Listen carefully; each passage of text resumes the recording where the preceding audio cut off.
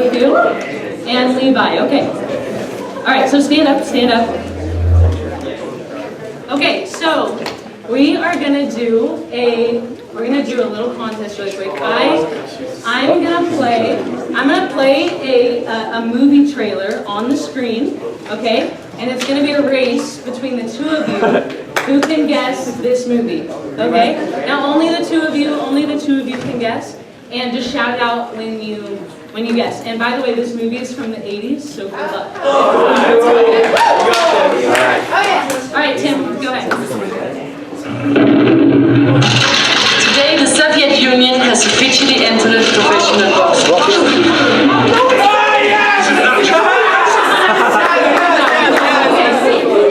Okay, two more volunteers. I need two more volunteers. Okay, Trey, who's gonna go against Trey?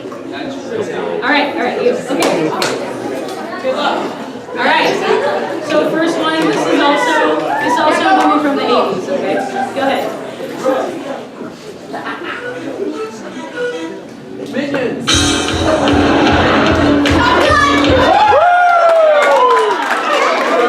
down, Trey. Okay, hey, two more volunteers. Come on, who's a movie buff around here? These next movies are more in our era, okay? All right, I'm just gonna start making stage. Hey, those movies were in my era. What are you talking about?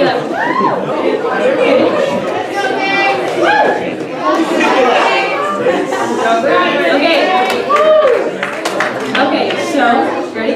Faith, we're on.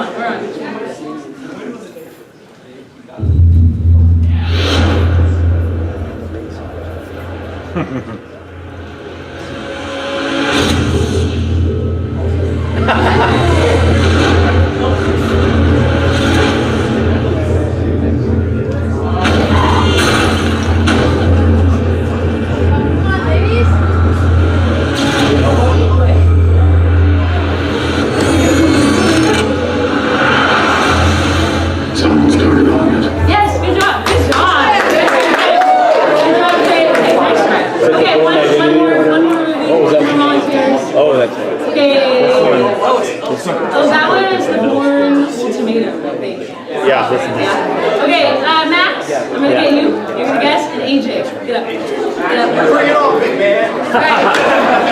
Last movie, go ahead, Tim. Come on, AJ. I've been watching you.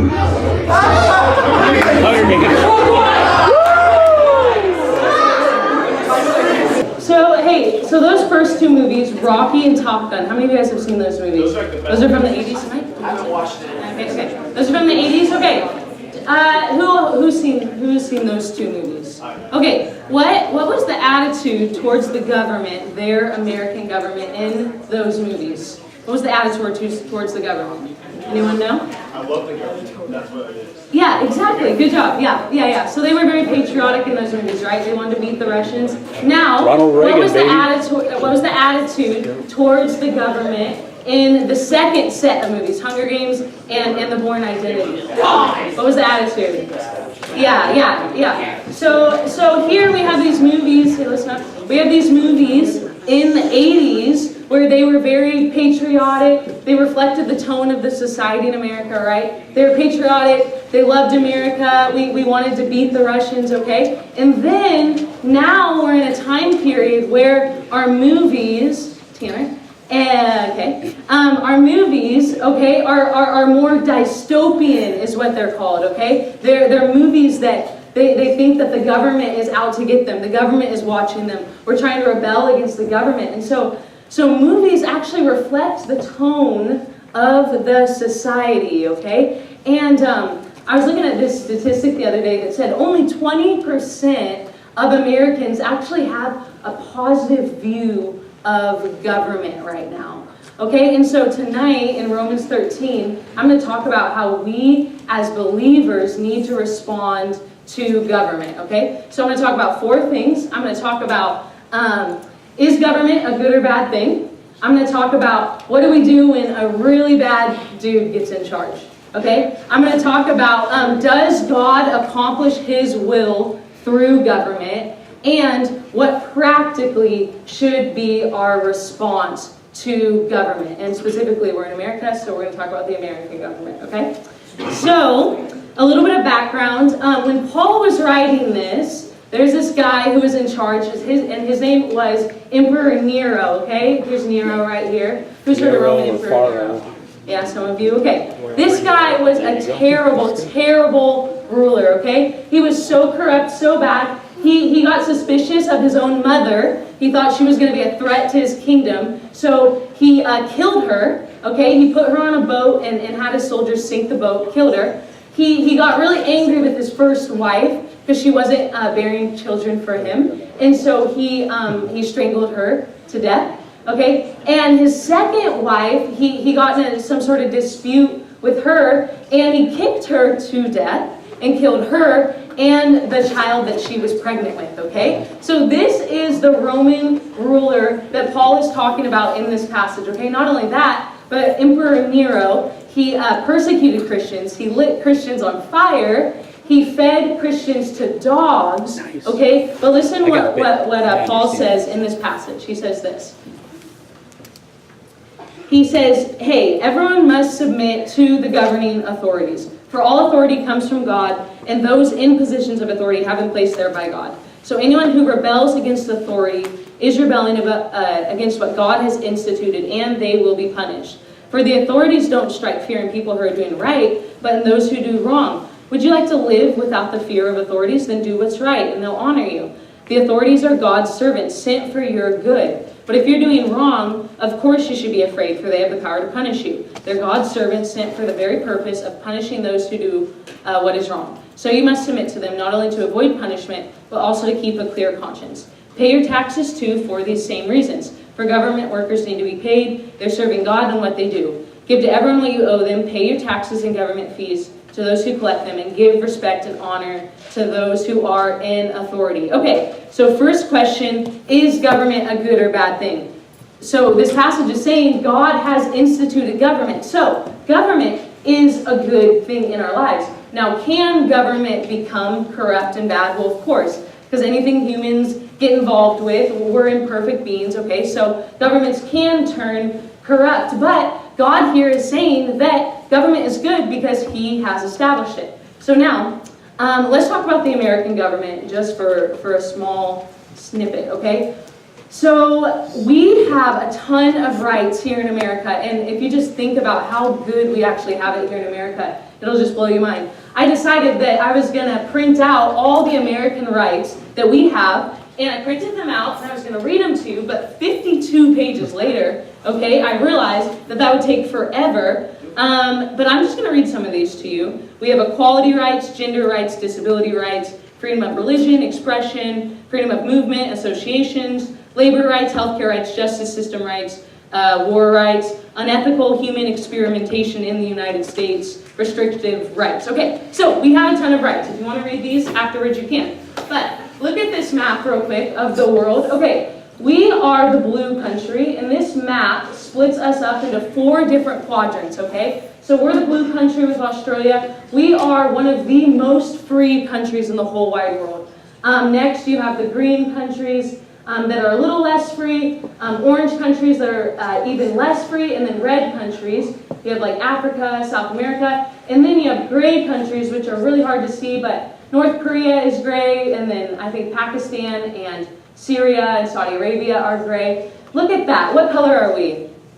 Blue. Blue. There we go. Okay. So we are one of the top 10 most free countries in the world, you guys. And sometimes we take for granted just how many rights that we do have. Even if I were to get arrested tonight, I still have the right to know why I've been arrested, the right to remain silent, the right to an attorney, the right to a fair and speedy trial, the right to a jail bed, jail food.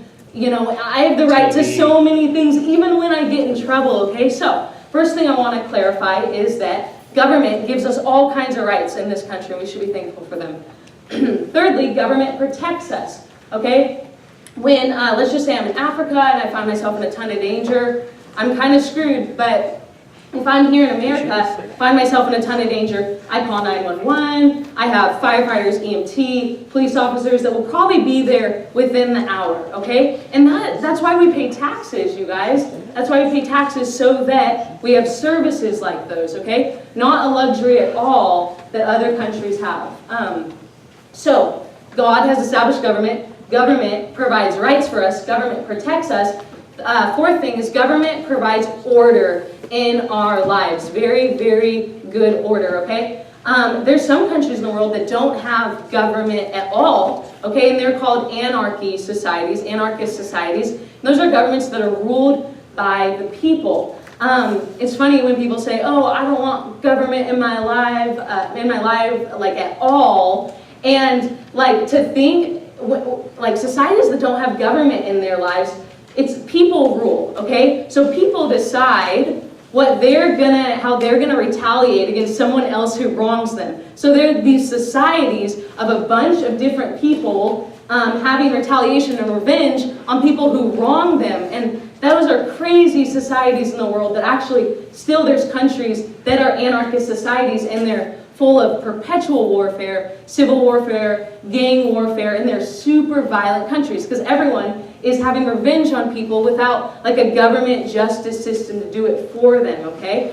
Even a political philosopher once said that even having some sort of government, even if it's an oppressive government, is better than no government at all, okay? So government, God has established it. Government provides rights for us, protects us, and creates order. Now, I know what a lot of you are thinking. What do we do when a really, really bad dude gets in charge, okay? And actually, in the history of the world, we have seen some terrible, terrible leaders in charge, okay? First off, we have this guy right here, Saddam Hussein. He was the president of Iraq, and he was responsible for over 2 million deaths. Do you guys remember Saddam Hussein? Yeah. Okay, yeah, some of you. Okay, next up we have Hitler, obviously, right? He committed mass genocide on anyone who he didn't feel was fit to live.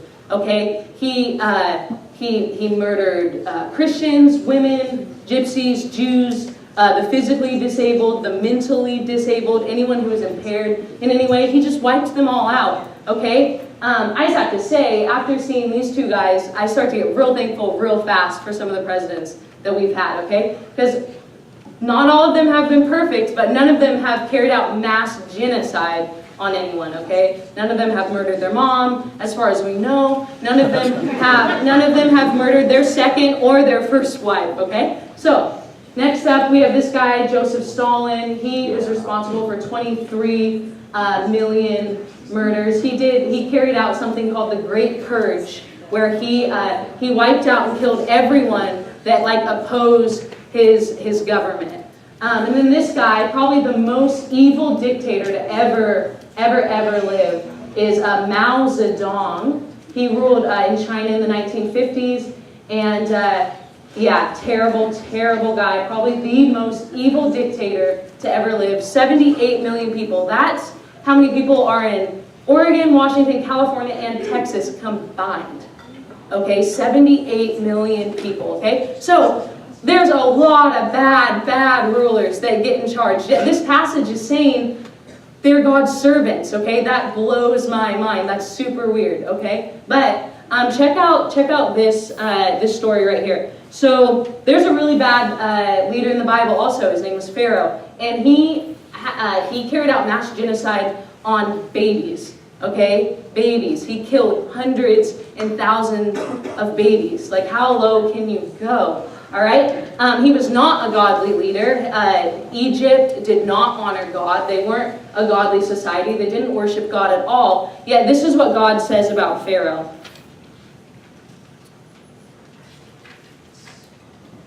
He says this in Romans 9. He says, I raised Pharaoh up for this very purpose, that I might display my power in him, and that my name might be proclaimed in all the earth. So this passage is saying, Pharaoh, he killed hundreds and thousands of babies. And this passage is saying that God raised Pharaoh up so that his power might be displayed through Pharaoh. Now that like blows my mind. How was God glorified through Pharaoh? Later in the Bible, we read that when Moses and Aaron carried out the plagues, do you guys remember the plagues in the Bible in the book of Exodus? When Moses and Aaron carried out those plagues, and when the Israelites left Egypt, and then in the Red Sea, when God crushed Pharaoh, all the world knew and worshiped and glorified God because he had just taken down the most powerful leader in 1500 BC, okay? So God can still do incredible things through terrible rulers, okay? Another example is the Empire of Rome, okay? Rome was the biggest empire in the whole world for 1500 years, okay? America, we've only been around for like 230 years, okay? We are nothing compared to the Roman Empire. Look at that. Look how big they are in 117 AD. They take up most of Europe, the top point of Africa, some of the Middle East, an absolutely huge society. Now, Rome was not a godly society at all. Rome, they didn't worship God. Roman emperors didn't honor God. They murdered their family members. They worshipped other gods. They were ungodly, to say the least. But Rome invented something that helped Christians out. They invented roads. Why are roads important? Through inventing roads, through the invention of roads, Christians were able to share the gospel.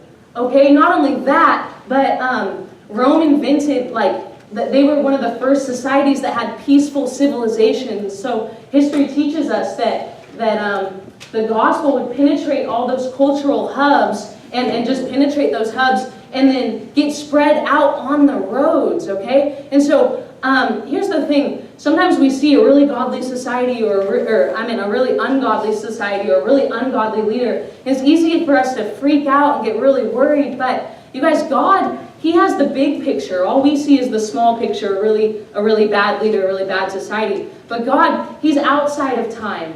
He's eternal. And so a really bad leader right in front of us, it doesn't worry him because he sees the big picture. He sees how this bad leader can lead to this bad leader, but can lead to this good happening, or this invention happening, or roads being invented, okay? So we need to not worry when really terrible societies rise up or terrible leaders, because we find out that if history continues repeating itself, God ends up crushing the leaders. In due time, the societies sometimes end up becoming better than they once were.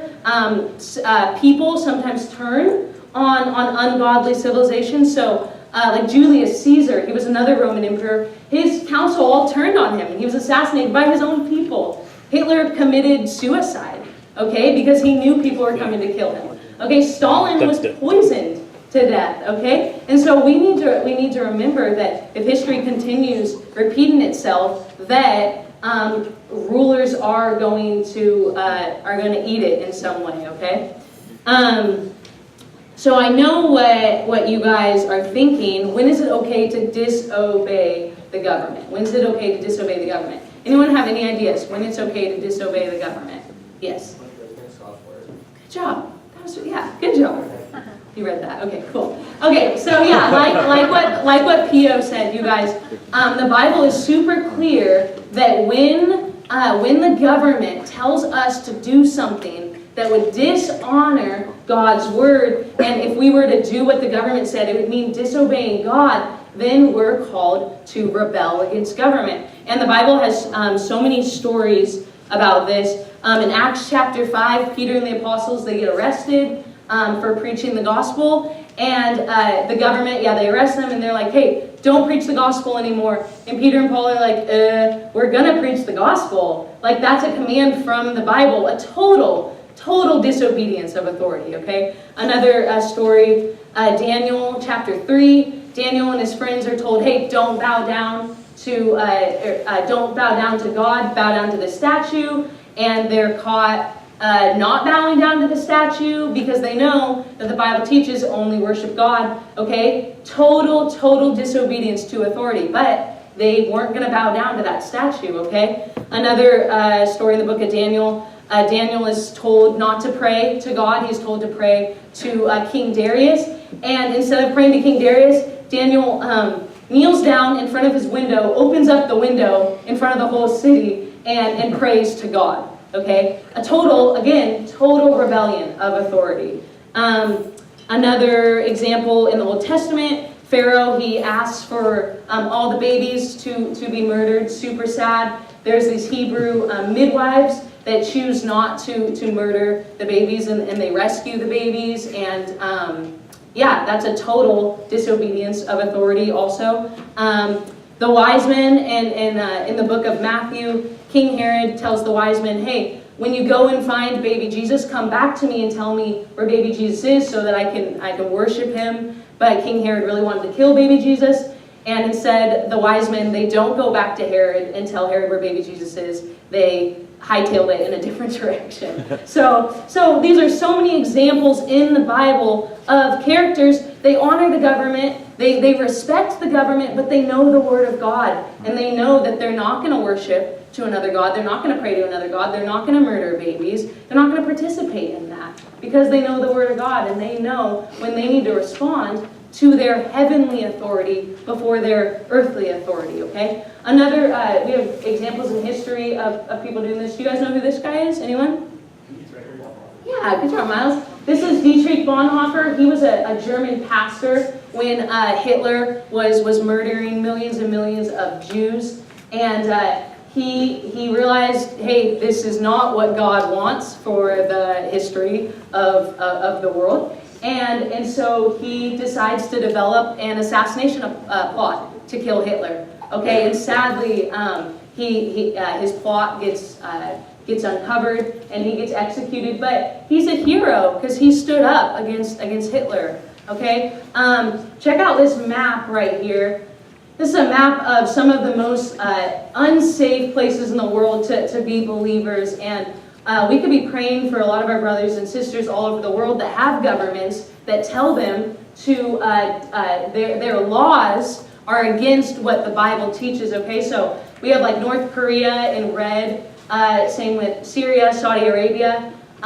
North Korea and Saudi Arabia, you're not even allowed to have a Bible. Okay, a lot of those Africa countries are the state like religion is Muslim, and so you can't share about the gospel of Jesus at all. Okay, or you can get thrown in jail, killed, all kinds of things. So and who knows? Maybe one day our country could become like one of these societies. We have freedom of religion and a lot of rights, which is super cool. But who knows? One day we could become like one of these dangerous places to be believers. So we could be praying for those countries right now. So I know another question you guys are thinking, is it ever proper to overthrow a government? Okay. Now I don't know about the rest of the world, but there's a really great way we as Americans have been given a right to be able to overthrow the government. Does anyone know what right that is? Voting. A gun? Yeah, okay, yeah, that's true, okay. Okay, hey, who knows a way that we can overthrow a government here in America? Anyone know? Yes? Wait, what?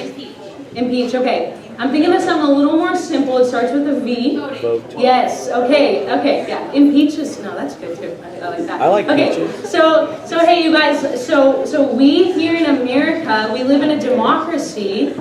We live in a democracy where we have, God's given us the ability to vote in godly leaders, to vote in and out leaders that we feel like don't reflect God's heart on things, okay? And it's a really incredible right. There's a lot of countries all over the world where the people don't get to vote in the leader. And so, just a conviction on my heart, I have a really hard time sometimes when people are like, oh, I love Jesus, but I don't want to, I don't care about government. I don't want to get involved in government. I don't want to vote. I just don't care. Like, I just love Jesus, okay? And I feel like a lot of people say that and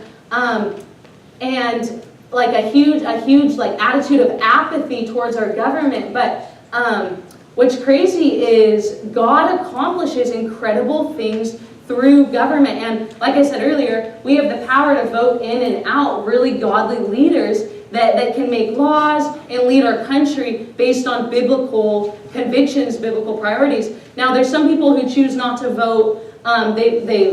They've acquainted themselves on the issues. They know the candidates. And they still don't feel, I just don't think I can vote. And I respect that, but I have a really hard time with people who are like, oh, my vote won't change anything. I don't care about government. My vote, I'm just one person in a huge country. My vote isn't going to change anything. And I have a hard time with that because I think God has given us the ability to be involved in government by simply just voting. And so I have a problem with a little bit of like an apathetic attitude towards government. I'm going to read real quick a list of all the things that Christians have actually been able to accomplish through getting involved in government, okay? In 300 AD, Christians got involved and outlawed the killing of unwanted children, child abandonment, and abortion in the Roman Empire. Christians got involved in government and outlawed that, okay? Christians in 400 AD got involved in the Roman government and outlawed the gladiator games, okay? Some of you are like, oh, what's wrong with those? No, those are really bad, okay? A lot of times Christians were, you guys are like, oh, those made some really good movies. No, those were really, really bad, okay? Christians got involved in government and stopped human sacrifices among the Irish, the Prussian, the Lithuanians, Aztecs, and Mayans, okay? Christians got involved in government and helped outlaw pedophilia, okay? Christians got involved in government and granted property rights and other protections to women. Christians got involved and helped ban polygamy, okay? That's like men getting married to like multiple wives. Christians got involved in government in India in the 1800s and stopped the burning alive of widows. Okay, in the 1800s, they were still burning widows alive. Isn't that crazy? No, Christians got involved and stopped that. Christians got involved and advocated education to all the children in the European countries. Did you know there's like 70 million children all over the world that actually don't get an education? It's a right that we have here in America to be able to be schooled and be able to read and write. That's not a right that 70 million other children have.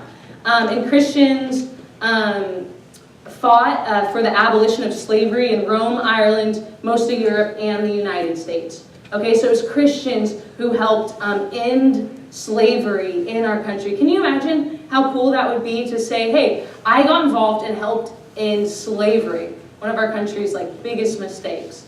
Okay, so I have such a hard time with people who say, I'm not going to get involved, I don't care about government, my vote doesn't count.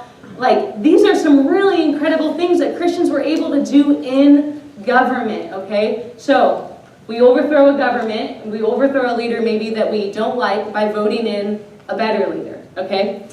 On the flip side, we can't at all think that government is like our only hope, right? We can't think our government is the only hope for the gospel. We shouldn't, rely on the government to fix a ton of problems in our country. I think we, as Christians in America, need to be thankful for liberty. The idea that we have freedom of religion. And honestly, there's so many countries in the world where Christians are persecuted and not allowed to share the gospel. And honestly, even with persecution, the gospel still gets spread, which is super cool. And so nothing is going to stop the gospel from being spread, but we need to be thankful in our country that we have liberty to be able to share the gospel. So, okay, so what should be our response to government practically? So obviously, first off, we need to pray for our government. 1 Timothy 2 says, first of all, I urge that prayers be made for all people, for kings and all who are in high positions, okay? So we need to make sure that we're praying for all of our leaders, even those that we don't like, even those that are ungodly, especially those that are ungodly.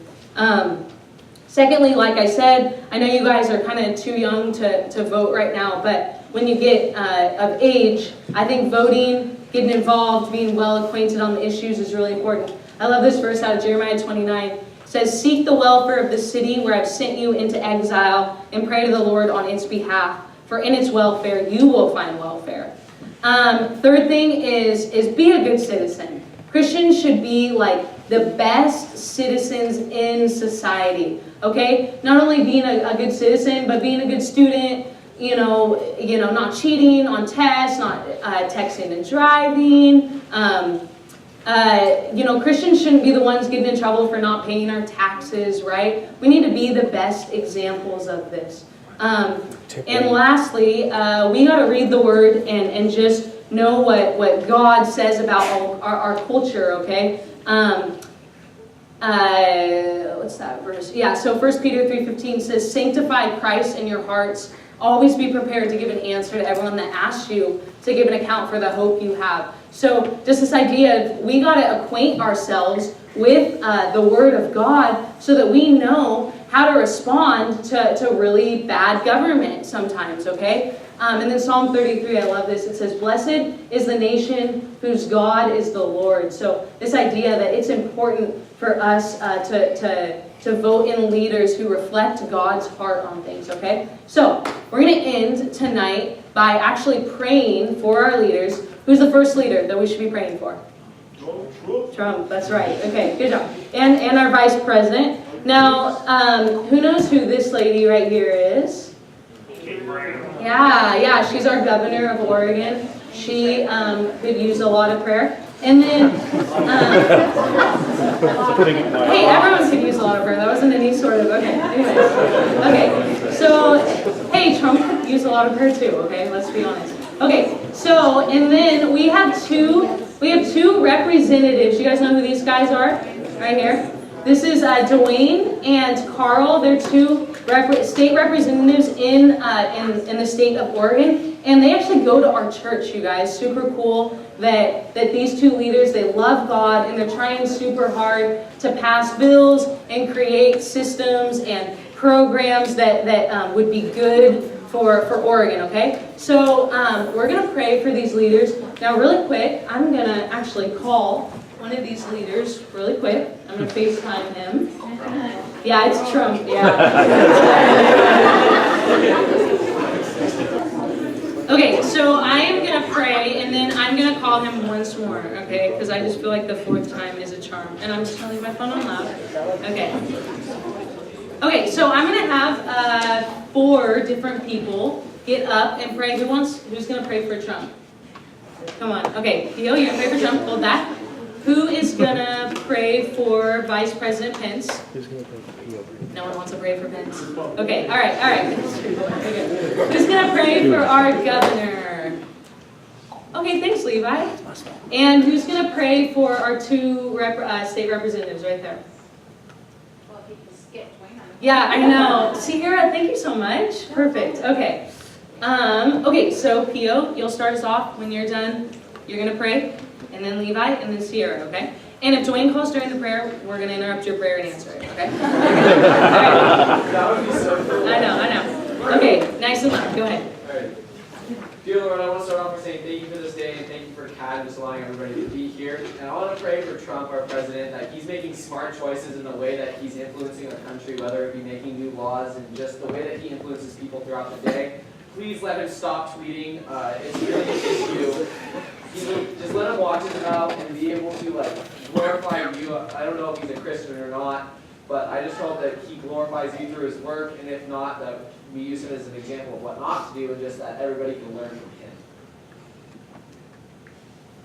Lord, I pray for Mike Pence that you guide him and just put you in his heart and just know that he's partly guiding this country, God, and he sets an example for millions of people, God, and just what this country is, and just guide him and be in his heart, Lord, and just let him glorify you through everything he does, God.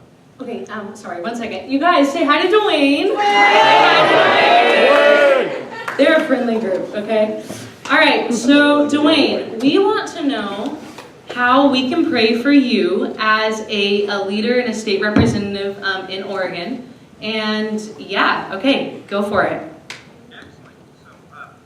So I have 2 ways you can pray, both for our state, and 2 ways you can pray for myself. So for our state has 2 serious problems. One is they don't know how to spend money. So they keep spending billions of dollars more than they make. The second is that our state is embracing liberal policies that are contrary to God's word. So when it comes to the state, pray for money and direction. Okay. All right. I hear big. Sorry. What about you personally? And for me personally, for myself and Carl, our number one goal here is relationships. So even when we don't agree with people, my prayer is that I'll have relationships where I can honor God and share Christ. And a second thing for both of us, Carl and I are both in leadership for the Republican Party, which means that we kind of get that pace home for the party. And so we need prayer for wisdom as to how to lead the Republicans in Oregon. Awesome. Okay, so what I'm hearing is we need prayer to not spend as much money. We need prayer against, wait, what was the second one? Liberal policies. Okay. Okay, cool. And we need prayer for you and Carl to form relationships and wisdom. Awesome. Any last words, Dwayne?